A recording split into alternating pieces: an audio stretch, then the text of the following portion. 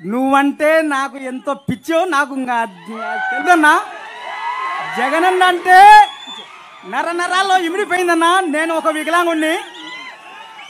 నా భార్య ఇప్పుడు మాట్లాడింది, ఆమె కూడా వికలాంగులేరన్నా. నేను ఎంతో కష్టపడి మిమ్మల్ని చూడాలా, మిమ్మల్ని అసలు ఒక్కసారి కలిసాలని, ఒక ఫోటో దిగాలని నేను ఎంతో తాపత్రంతో పడి వచ్చినానన్నా.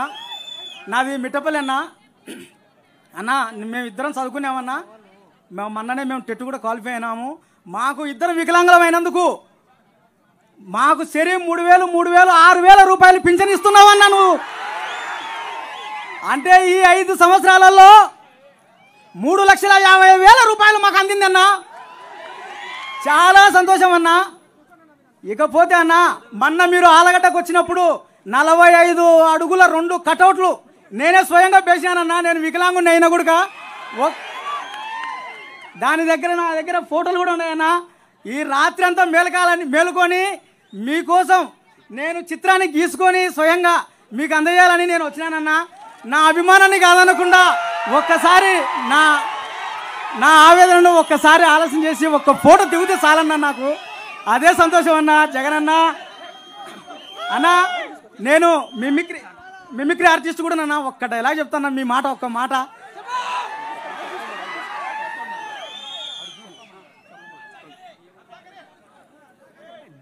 మన పాలనలో కులం చూడం, మతం చూడం, పార్టీ చూడం, రాజకీయాలు చేయం. ప్రతి ఒక్క పేద వంశకి మంచి జరిగే కార్యక్రమం చేస్తాము అని చెప్పి ప్రతి ఒక్కరికి చెప్పండి. అన్నొస్తున్నాడు, మంచి రోజులు వస్తున్నాయి అని చెప్పి ప్రతి అవ్వకు ప్రతి తాతకు చెప్పండి. మేమంతా మిమ్మల్ని సీఎం చేసుకోవడానికి మేము సిద్ధం. మీరంతా సిద్ధమేనా అని అడుగుతున్నా మిమ్మల్ని. సిద్ధం. జై జగనన్న. పేరేం పేరు? పేరు చెప్పండి అన్నా. నా పేరు ప్రసాద్ అన్న, సావిత్రి ప్రసాద్, మిట్టపల్లి అన్నా నాది. Thank you Prasad. Thank you అన్న. ఒక్క ఫోటో అన్న. పెడతాం. హలో,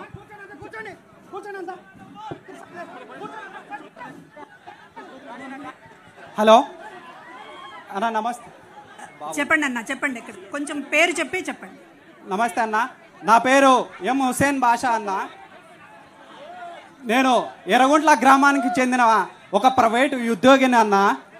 నా కొడుక్కి ఫస్ట్ క్లాస్ చదివేటప్పుడు చాలా బాగా ఆడుకుంటూ ఉల్లాసంగా ఉండేవాడన్న.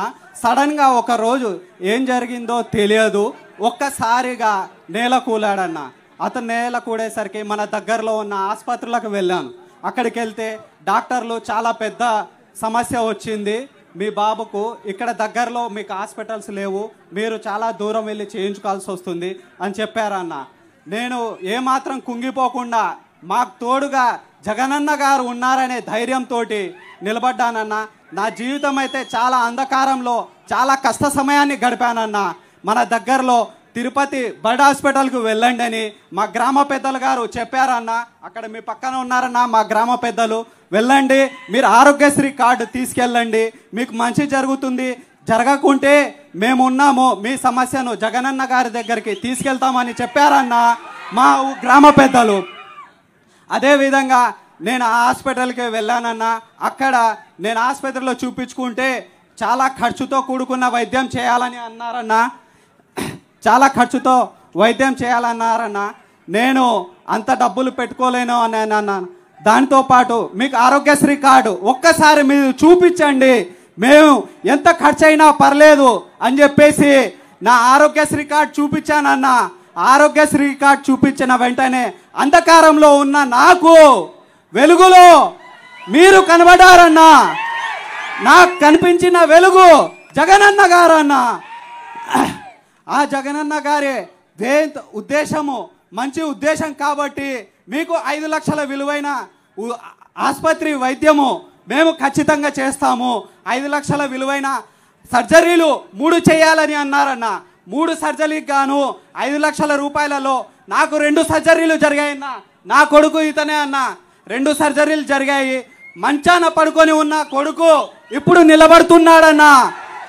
మూడో సర్జరీకి కూడా ఇప్పుడు మీరు ప్రవేశపెట్టిన 25 లక్షల రూపాయల సర్జరీలో కూడా నా కొడుకు నడుస్తూ మీ దగ్గరికి వస్తాడని నేను కోరుకుంటున్నా అన్న.